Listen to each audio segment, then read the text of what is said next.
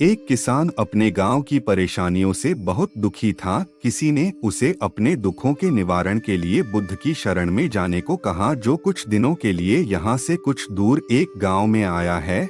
वह निश्चय ही तुम्हारे सब दुखों का निवारण करेगा। यह सुनकर किसान बड़ी इच्छा से बुद्ध की शरण में गया। यह सोचकर कि बुद्ध उसे उसकी समस्याओं, मानसिक पीड़ा, तनाव और दुखों से मुक्ति दिलाएंगे, वह बुद्ध के पास पहुंचा।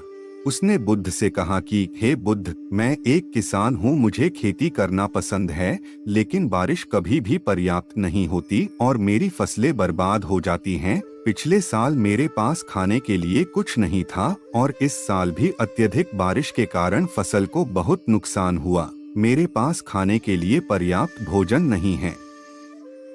किसान ने कहा, मैं शादीशुदा हूँ, मेरी पत्नी मेरा ख्याल रखती है, मैं उससे प्यार करता हूँ, लेकिन कभी कभी वह मुझे बहुत परेशान करती है और घर में बहुत क्लेश हो जाता है, जिससे मुझे लगता है कि अच्छा होता अगर वह मेरी जिंदगी में नहीं आती। मेरे भी 2 बच्चे हैं, कभी कभी मेरे बच्चे भी मेरा अनादर और अवज्ञा करते हैं, मेरे निर्देशों का पालन नहीं करते। किसान लगातार बुद्ध को अपने दुखमय जीवन के बारे में ऐसी तमाम बातें बता रहा है। बुद्ध उस दुखी किसान की समस्या को ध्यान से सुनते रहे।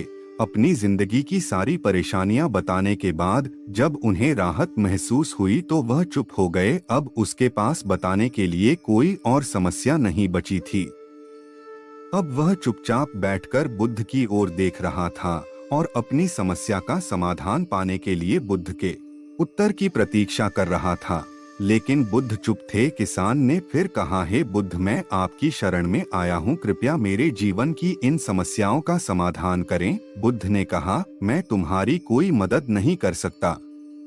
किसान आश्चर्यचकित होकर बोला, अरे यह आप क्या कह रहे हैं? सब कहते हैं कि आप सबके दुख दूर कर देते हैं, तो क्या तुम मेरी समस्याएं हल नहीं करोगे? इसलिए कि मैं एक गरीब किसान हूँ, बुद्ध ने कहा। मुश्किलें हर किसी के जीवन में आती हैं। जीवन में दुख और परेशानियां आना स्वाभाविक है। व्यक्ति के जीवन में अक्सर उसके कर्मों के अनुसार परिस्थितियां बदलती रहती हैं, जिससे सुख, दुख, निराशा और क्रोध आता है। नए रिश्तों का बनना, पुराने रिश्तों का बिगड़ना, रिश्तों में मिठास और कड़वाहट, ये सब सामान्य है। यह जीवन का हिस्सा है और यह जीवन का चक्र है। हकीकत तो यह है कि हम सभी के जीवन में 83 प्रकार की कठिनाइयां हैं। इन कठिनाइयों का समाधान आप और मैं नहीं कर सकते, कोई नहीं कर सकता। जिंदगी और जिंदगी में बनने वाले रिश्ते स्थिर नहीं होते। एक दिन रिश्तेदार भी चले जाएंगे और जिंदगी भी खत्म हो जाएगी, लेकिन ये समस्याएं वैसे ही रहेंगी जैसे आज आपकी जिंदगी में हैं और कल किसी और की जिंदगी में होंगी। इस पर किसान अपना नियंत्रण खो देता है और क्रोधित हो जाता है और ऊंची आवाज में बुद्ध से कहता है कि हर कोई कहता है कि तुम्हें एक महात्मा, एक सिद्ध पुरुष, एक प्रबुद्ध व्यक्ति होना चाहिए।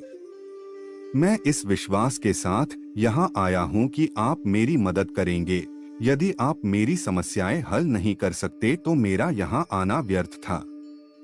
हर कोई झूठ बोलता है कि वे समस्याओं का समाधान करते हैं। आपने मेरी एक भी समस्या का समाधान नहीं किया।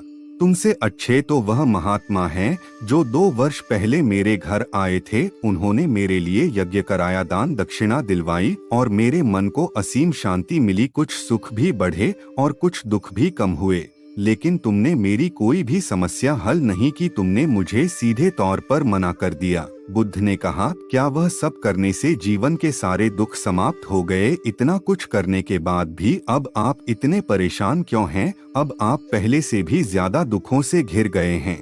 तात्पर्य यह है कि जीवन में दुख कभी समाप्त नहीं होते। किसान बोला, तो क्या मैं मान लूं कि तुम मेरी मदद नहीं कर सकते? यदि आप ऐसी छोटी छोटी बातों का समाधान नहीं कर सकते तो आपके उपदेशों का क्या लाभ? बुद्ध ने कहा, मैं तुम्हारी 84वीं समस्या का समाधान तो नहीं कर सकता, लेकिन हाँ, मैं तुम्हारी 84वीं समस्या का समाधान अवश्य कर सकता हूँ। किसान आश्चर्यचकित हो गया और बोला, 84वीं समस्या क्या है बुद्ध? बुद्ध ने कहा, यानी कि तुम अपने जीवन में कोई समस्या नहीं चाहते। आपकी सारी समस्याएं इसी समस्या के कारण उत्पन्न हुई हैं।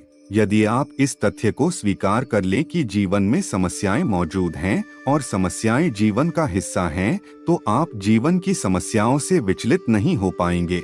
आप जीवन में आने वाली समस्याओं से विचलित हो जाते हैं क्योंकि आपको लगता है कि आप दुनिया के सबसे दुखी व्यक्ति हैं, जबकि सच्चाई यह है कि हर किसी को अपना दुख सबसे ज्यादा महसूस होता है। लेकिन जिस दिन आप यह समझने लगेंगे कि मेरा कष्ट अन्य लोगों की तुलना में बहुत कम है, उस दिन से कोई भी दुख आप पर प्रभाव नहीं डाल पाएगा। जब तक आप नहीं चाहेंगे कि आपके जीवन में कोई परेशानी न आए और आप हर दुख दर्द से बचे रहें, तो यह संभव नहीं है। ऐसे में छोटा सा दर्द भी आपको बेचैन कर देगा और आपकी मानसिक शांति भंग कर देगा।